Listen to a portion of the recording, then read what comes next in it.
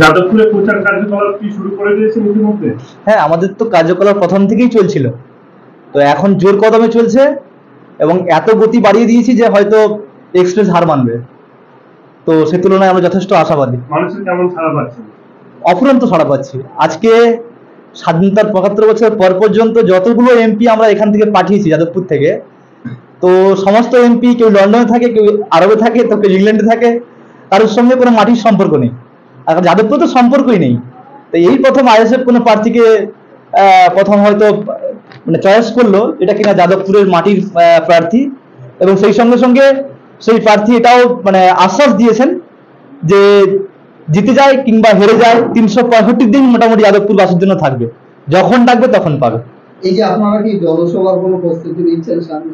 হ্যাঁ, নিঃসন্দেহে পার্টি আমাদের নির্দিষ্ট গাইডলাইন তো আছেই, তার উপরে এখন নির্বাচনী যেহেতু আচরণবিধি লাগু হয়ে গেছে, সেই ক্ষেত্রে কিছু নির্বাচনী গাইডলাইন আমাদের মানতে হচ্ছে। তাই আমরা চাইলেও কিন্তু অনেক কিছু আমাদের মেনে চলতে হয়, তাই আমরা আইন মাফিক কার্যকলাপ চালিয়ে যাচ্ছি। 2019 লোকসভা ভোটে মিমি চক্রবর্তী 1,11,000-এর বেশি ভোট ভাঙড় থেকে লিড পেয়েছিলেন। এবারে গত কয়েকদিন আগে শওকত মোল্লা ভাঙড় মাঝরায় নওশাদগড়ে এসে তিনি বলেছেন যে 50,000-এরও বেশি ভোটে লিড পাবে সায়নী ঘোষ, চ্যালেঞ্জ করে বললেন। না, ওনার হচ্ছে ওই ফোলানো বেলুনের মতো অবস্থা, ওই বেলুনটা ফুলে আছে জাস্ট ফাটার অপেক্ষায়।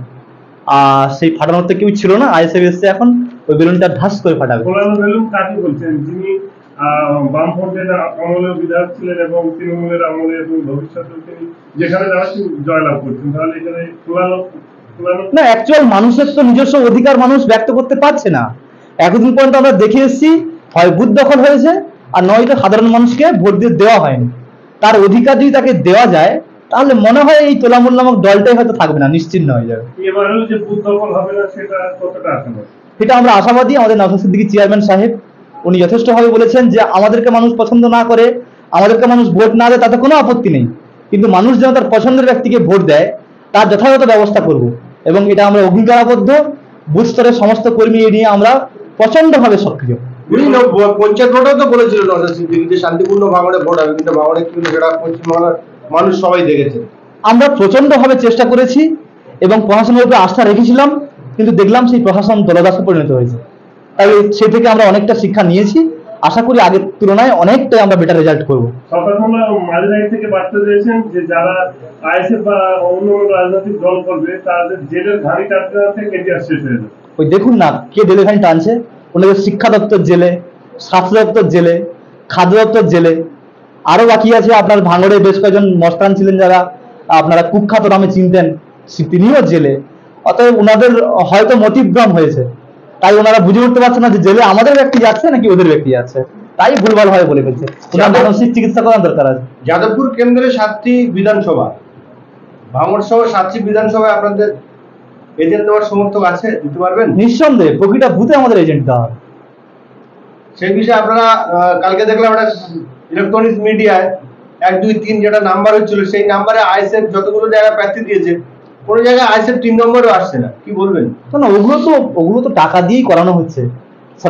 সরকার যে যারা রুলিং পার্টি আছে তারা কিংবা যারা অন্যান্য যারা দালাল মিডিয়া আছে তারা ওরা কি করছে, টাকা খেয়ে একটা 4জন 5জন 6জনের বাড়ি গিয়ে ওরা 80 ভোটার করে নিল যে টিএমসি জিতে গেছে, বিজেপি জিতে গেছে, আইএসএফ নেই। কিন্তু ভুল।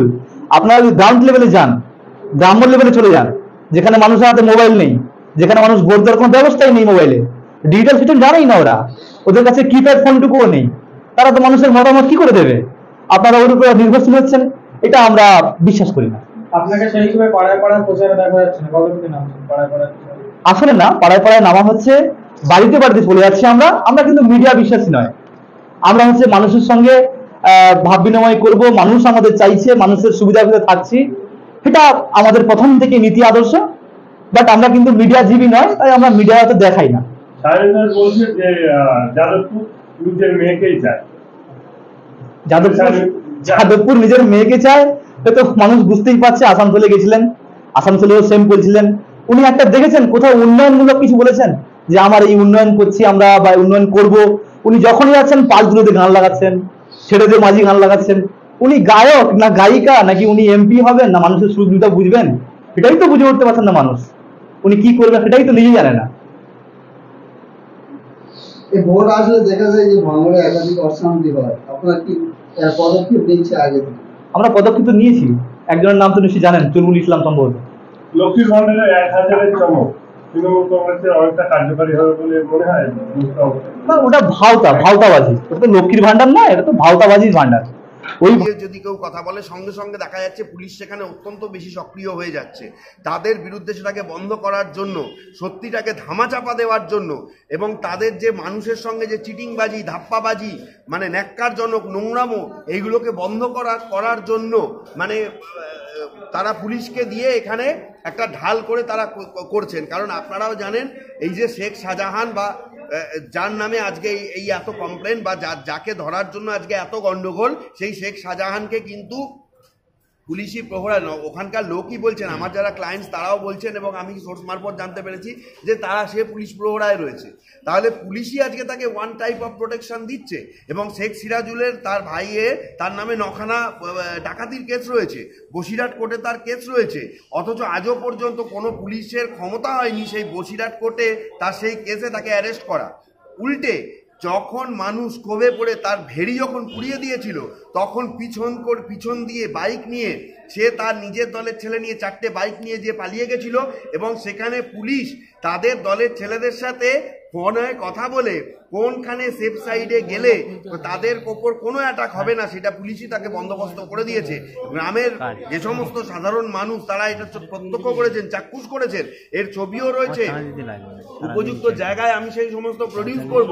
এবং সব থেকে বড় ব্যাপার হচ্ছে যে গ্রামের মানুষ যে অভিযোগগুলো করেছেন পুলিশের কাছে, সেই অভিযোগের আপনারা একটা কথা বলুন তো, আমার কাছে যতটুকু খবর রয়েছে আজকে হাইকোর্টে এসে কালকে এজি বলেছেন যে 43টা অভিযোগ হয়েছে, তার মধ্যে 42টা চার্জশিট হয়ে গেছে। হাইকোর্টও মানে অবাক হয়ে গেছে যে 4 বছর আগের থেকে যদি 43টা পুলিশে অভিযোগ থাকে, সেখানে শিবু হাজরা, সিরাজুল, শেখ শাহজাহান এবং আরো কিছু লোকের নামে, উত্তম সর্দার, তাহলে এদেরকে এখনো পর্যন্ত অ্যারেস্ট করা হয়নি কেন? আজকে ঘটনা যখন এরকম পর্যায়ে গেছে তখন এসে শিবু হাজরা বা উত্তম মজুমদারকে আজকে অ্যারেস্ট করা হচ্ছে? কি আছে, কি কগনিজেন্স নেওয়া হয়েছে, কার বিরুদ্ধে মামলা হয়েছে, কবে চার্জশিট হয়েছে, সেগুলো হাইকোর্ট জানতে চেয়েছে। পাশাপাশি আরেকটা জিনিস আমি বলি, যে ক্যাম্প করে কমপ্লেন নেওয়া হয়েছে সেই কমপ্লেনে আজকে তার সংখ্যা প্রায় 250 ছাড়িয়েছে। ইভেন সেইখান থেকে লোকের আইডেন্টিটি লোকেট হয়ে যাচ্ছিল, কে কমপ্লেন করতে আসছে ধরে তাদের ওপর অত্যাচার করা হচ্ছিল, তাদেরকে ভয় দেখানো হচ্ছিল। সেইটার জন্য ক্যালকাটা হাইকোর্ট কালকে পরিষ্কার বলেছেন ডিস্ট্রিক্ট লিগাল অথরিটির যারা মানে ওখানে সেল, ডিস্ট্রিক্ট লিগাল অথরিটি, তারা কারোর আইডেন্টিটিটাকে ক্লোজ রেখে তারা কমপ্লেনটাকে নিতে পারবে। এবং হাইকোর্ট জানতে চেয়েছে যে কি ধরনের কমপ্লেন হয়েছে, কি ধরনের অভিযোগ হয়েছে। আমি একটা